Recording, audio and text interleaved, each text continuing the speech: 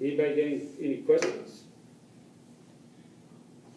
Tell us what it's like to be a walk-on after you saw the note and died, I guess you went through the office. Tell us what that was like, and then tell us what the day was like when you got a scholarship.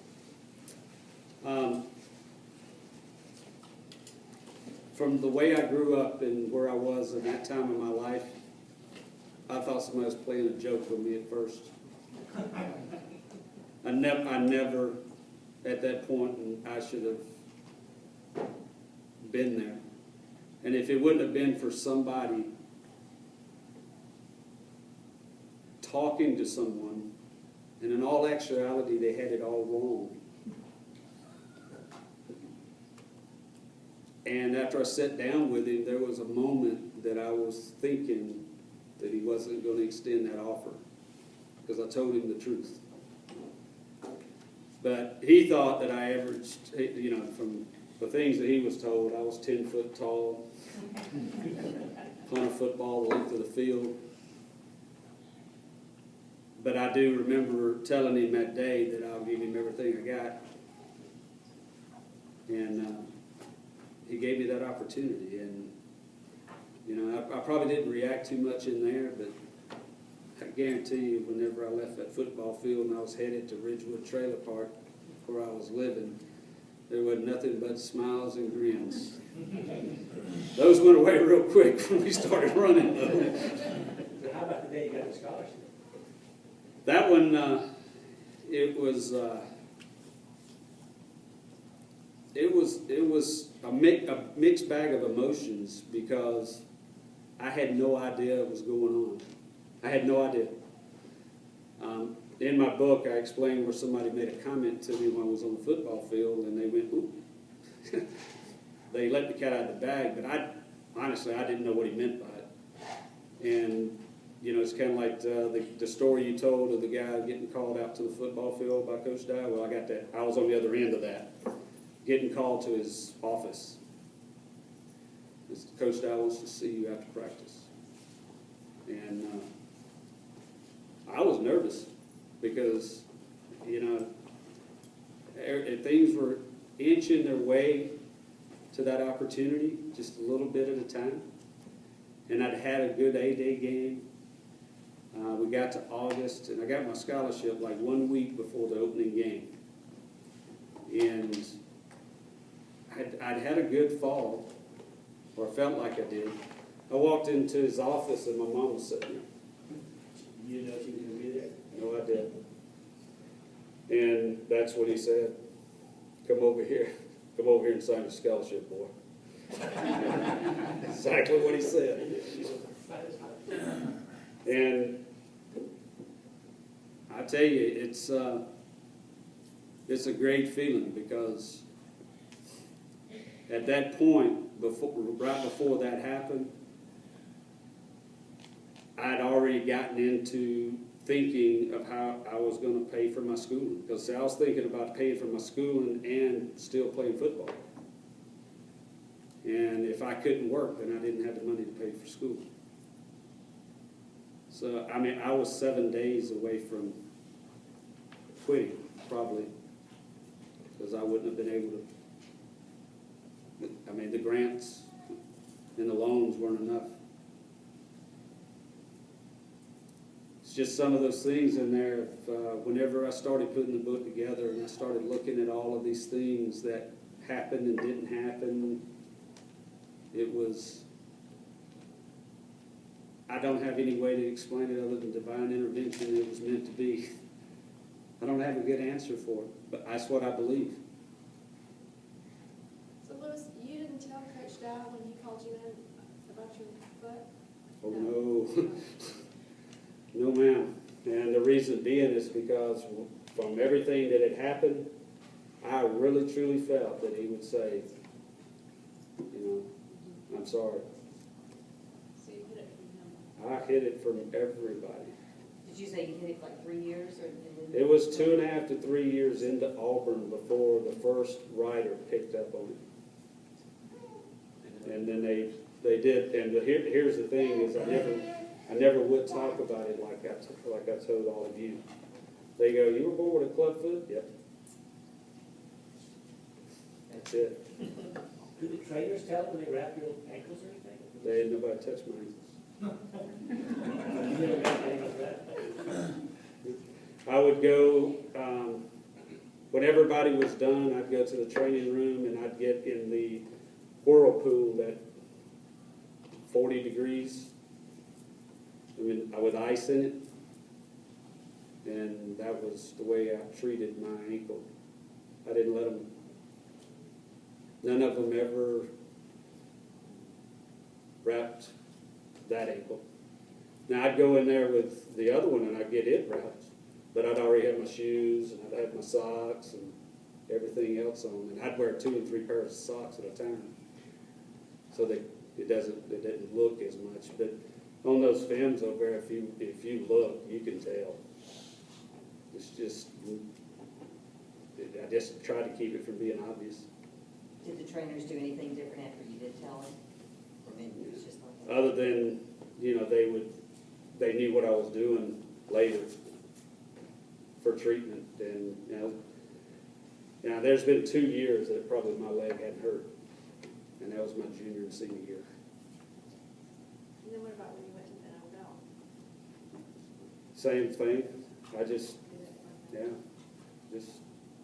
no story ever come out in the NFL about it. And I think I remember when I was a senior, I mean a junior, I remember that's when it came out. Yeah. Yeah. So what year were you a junior? 85. So Okay. that's when you left. So it come out about the year before, my junior year. Did you get drafted in the NFL, or you just picked up as a No, I was drafted in the 8th round, first punter taken in '86. $1 million contract? Yeah. Yeah. Not in '86. For a punter. Tell them what salaries were back then. It's laughable. Say the minimum salary the last time I heard of was about $350,000 to $400,000 now. Minimum salary then was $50,000. You were rich. Yeah, buddy. To me, I was rich. How long did you play in the NFL? 4 years. I ended up taking a fall and injuring my sciatic nerve of all things in my kicking leg. That one I could never get past. That, I thought my ankle hurt, but that really hurt. And still bothers me to this day, but I won't have back surgery on it. I've been cut on enough.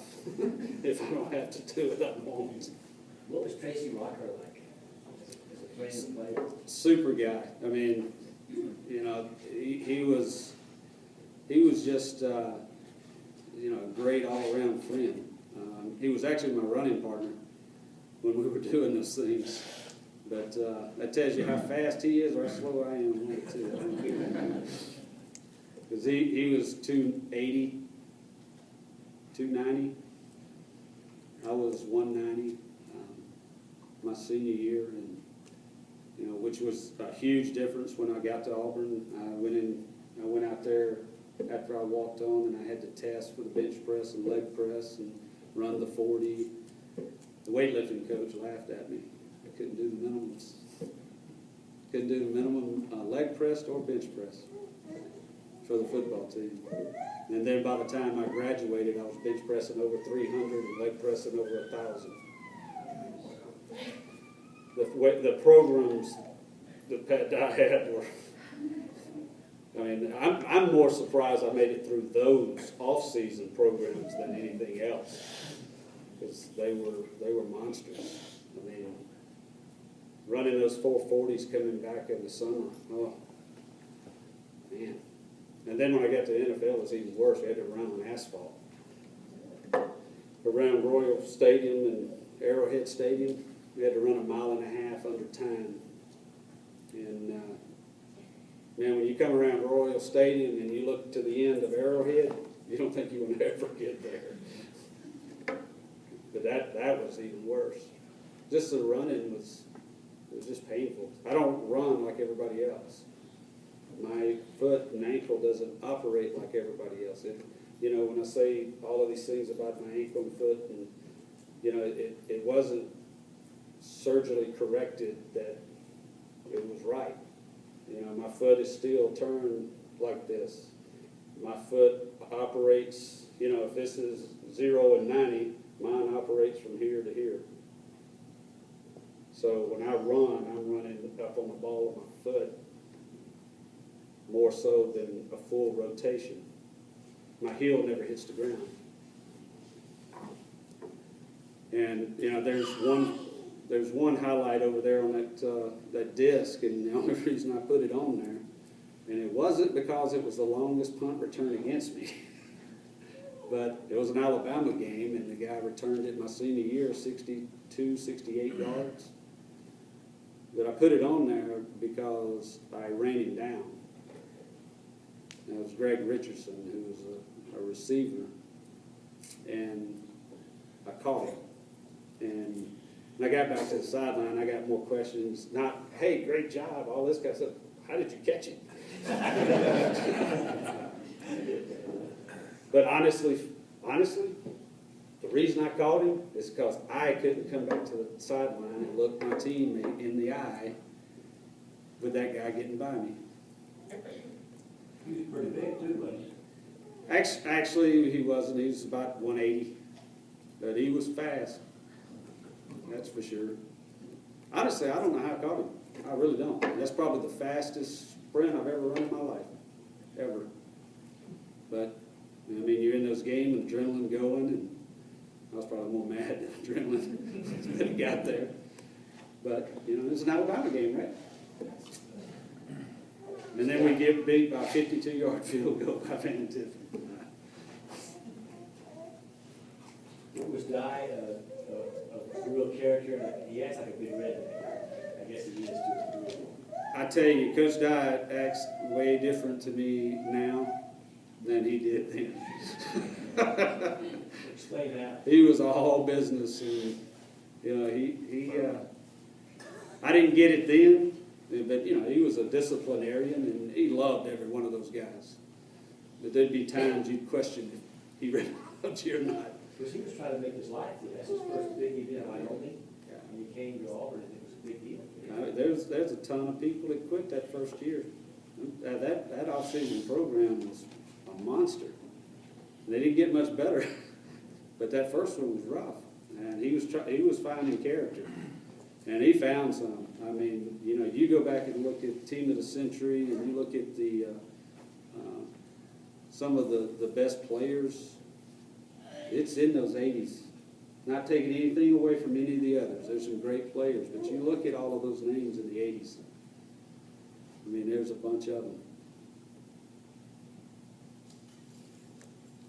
Professionally, you went to Kansas City, so did Bo. The Royals. You went to the Royals. Yep. Did you guys ever? A couple of times we went out to eat, and but you know, then The seasons don't. yeah, and then his career took a little different path than mine. He got to a little bit better deal, right? Got to play golf with him last weekend. But, you know, there's a whole chapter on Bo in the book, but not the athlete. Yeah, I actually taught him how to shoot bow and arrow. Oh man. And he still That's has, his passion now. and he still has that bow. Wow. Tells you what kind of person he is. And I talk about that a lot. He, you know, from where I came from and who I was, or should I say, where my mind was that I thought of who I was, to have somebody like that even talking to me it made a huge difference. And he probably kept me more out of trouble than anything else, just because. And he's lived that life ever since. Yeah, we've been fortunate enough over the years to have a lot of good speakers. You're one of the best. So I really appreciate you coming. But tell us about, I always ask this question, tell us about the race relations when you were there. I was lucky enough to be at Auburn and met the first black guy. I was the slowest in the race. No other race. I I met Henry Harris, who you probably never heard of, he was the first athlete.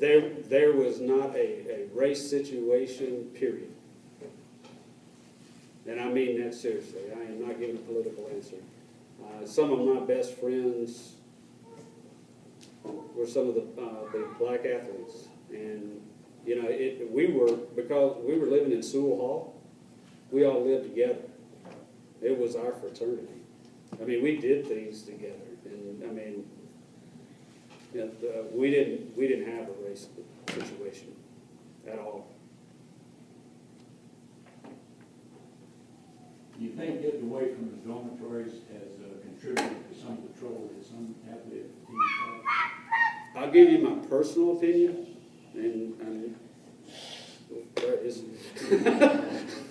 And I'm not speaking on behalf of Auburn University in this, but I don't think it was the best thing to do. I really don't. And I know, if I remember correctly, whenever we left Sewell Hall dorm during the renovation, and everybody had to live in apartments for 9 months or whatever it was, we had issues. But we didn't have them in Sewell Hall. The biggest issue we had in Sewell Hall was somebody skipping curfew. I mean, that was it. We didn't have all that other stuff. I just don't remember anything. But I do remember some events that took place because people were living off campus or out of the dorm. I'm a firm believer of being in an athletic dorm. I think it makes a difference. You get to know somebody, you know. When you're out there, especially like linemen, right? You know, you're out there in the trenches and going through all that, and you know, and you're playing, you know, cards or watching TV with the guy beside you. You get to know him as a person and a friend and a teammate. I mean, I just honestly believe if you know that guy beside you better, you're going to give a lot more effort, as opposed to the NFL. Because that's the way it's in the NFL. That's just that's your job, not mine. You know, instead of it's our job. I'm a firm believer in it. You know, it's I don't know, maybe it's just the way I'm wired, and ever since 1982 in an Alabama game, I've really, it's just hit home harder and harder and harder, because I got it. And it's hard for me, when I first started doing this book, to stand up here and tell you what I did and the accolades I achieved. But I fully believe if I don't tell you what level I got to and where I came from, I'm not getting the story across from the athletic side. The emotional side I didn't hit quite as hard, because I hit it a little harder last night and I wound up almost having to stop. I'm still battling the emotional side. I can tell you that's the hardest thing I've ever done in my life, is write that book. First 4 months were very difficult. And I'm here to tell you, I'm living truth and fact that the human being can take things that's happened in their life that they don't like, and they can pack it away in a box and lock it up, put it away, and forget about it. Or at least it appears you've forgotten about it. But when I started talking about it, and I said, when I started to do the book, I said, I'm going to be honest. So I had to reach out to a couple of people and tell them I'm going to be honest about some things. And, you know, about 3 to 4 months into it, I thought I was going to have to quit. And I almost said stop. And I almost put it away and almost walked away from it. But I'm glad I didn't. I just kept pushing. I said, it's got to get better. But my wife can tell you, we've been together 27 years, and she's seen me cry twice up to the book. And that was the birth of both of our kids. She almost committed me. It was rough.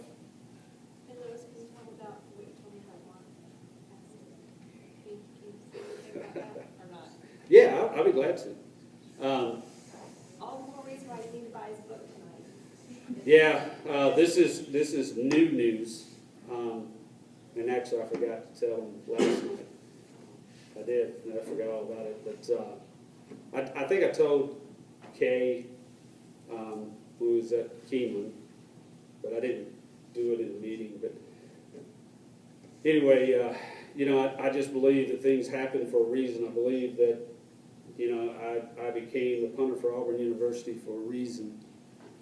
And last week, I was boarding a plane headed back to Atlanta, and this gentleman ordered a book. And when anybody orders a book off the website, it comes straight to my phone. And I looked at it, and I went, wow. There's a guy I played with at Auburn named Mark Aston. So I took it, and there's an email on the order, so I shot him an email real quick and said, hey, what are you doing in Los Angeles, man? And we emailed back and forth a couple of times, and then he called me. Then he asked me if I was interested in making a movie out of the book. And I said, well, yeah, I'm not going to say no. 4 days later, he had me on a conference call with a movie agent that helped or works closely with the producers that did Rudy and The Blind Side.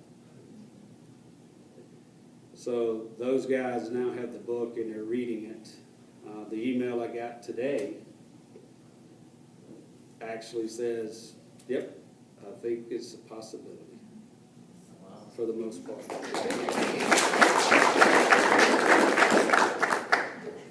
Any other questions? Tom Cruise able to pay you? Huh? Tom Cruise gonna pay you? Thomas No. Brady. Well, He'll have to dye his hair. Because I'm not dyeing mine. Any other questions? I have a quick question.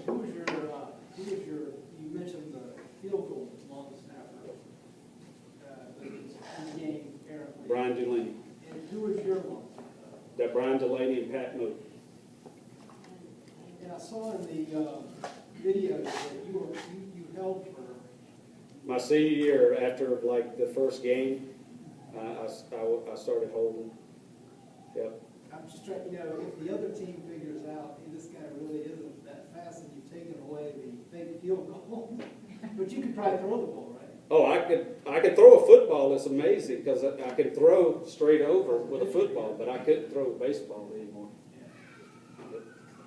But you got called for do it. I did one fake field goal, and that was the Senior Bowl. Wow. And I hit him in a bad spot. Hit him right in the hands. He dropped that ball. It was like boom. Like Who was it, do you remember? I can't remember. You probably pretty good there, hadn't you? I'm sure because all those guys were. Oof. I mean, you start seeing the best of all those teams in one area.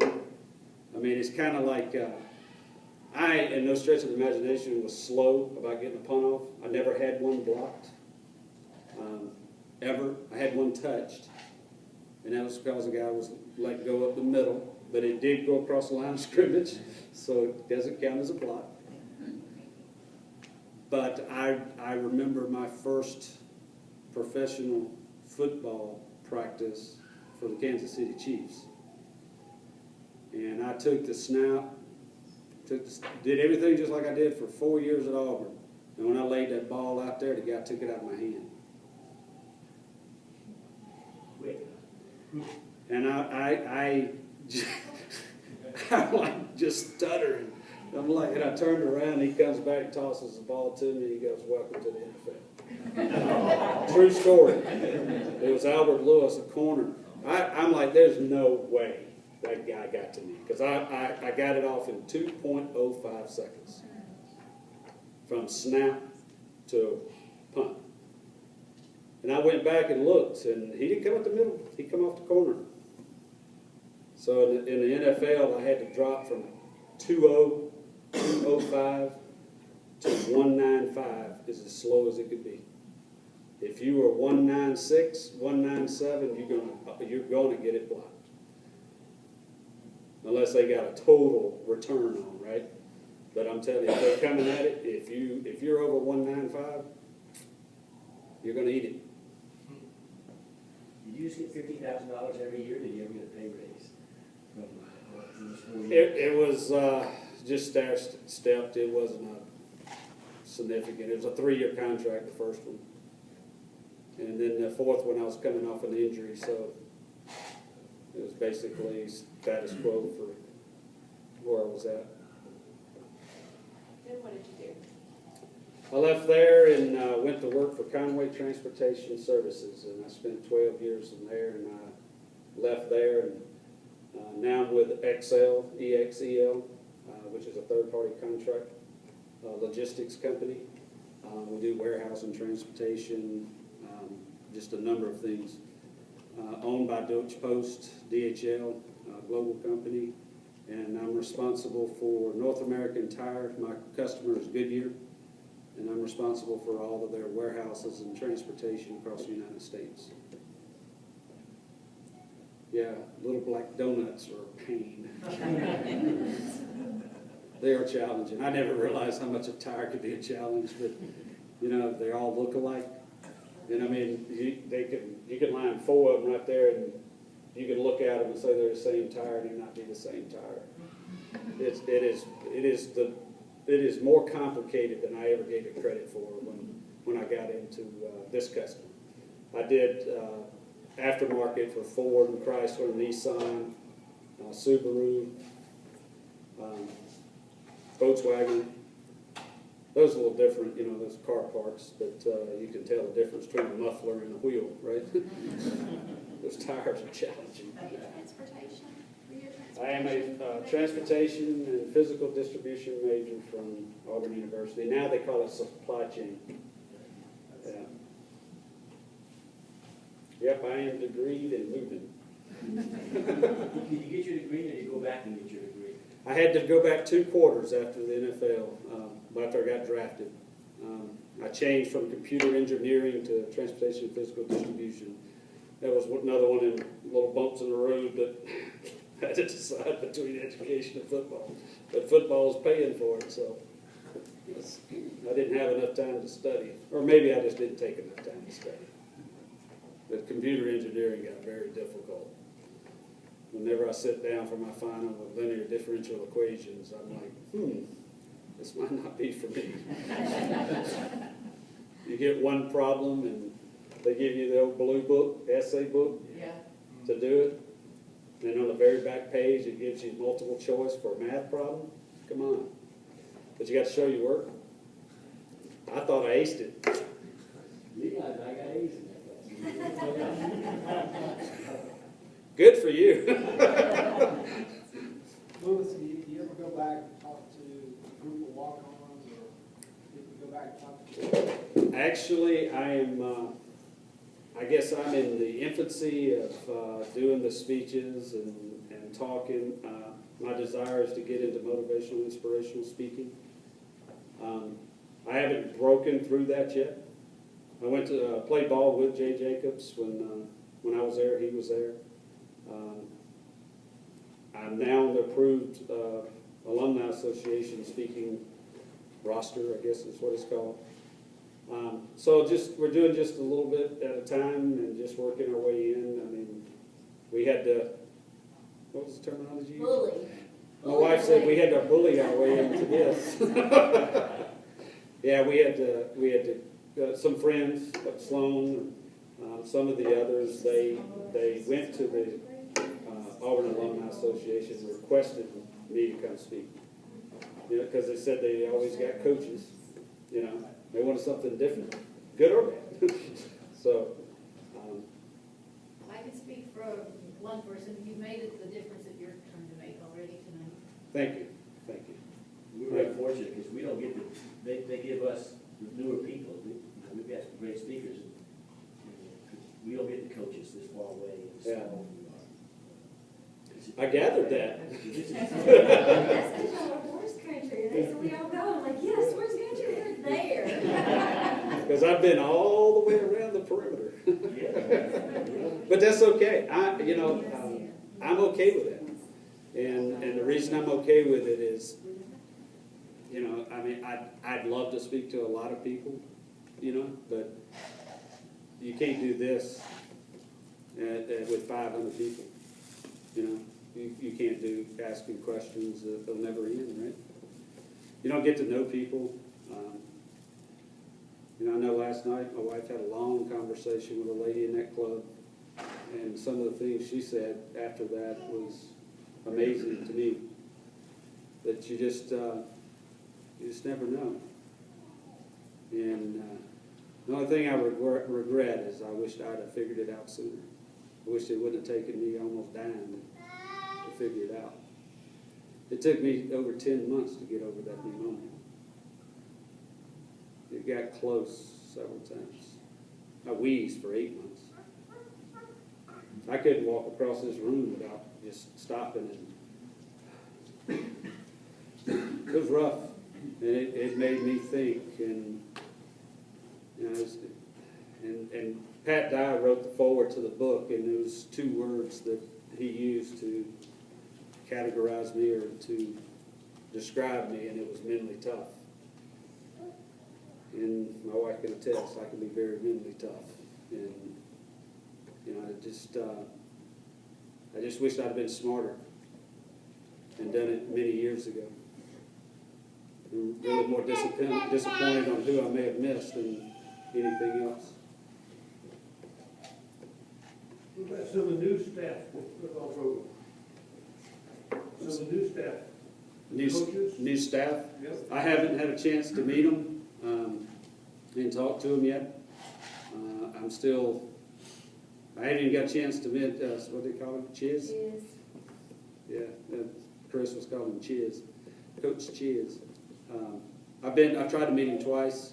Both times he wasn't there when I went to see Jay Jacobs. I'm hoping this year I'll get a chance to get back into Auburn and start to. I met Tony Barbie. He invited me to speak while I was at the Montgomery Auburn Club, Montgomery, Alabama, and he was there.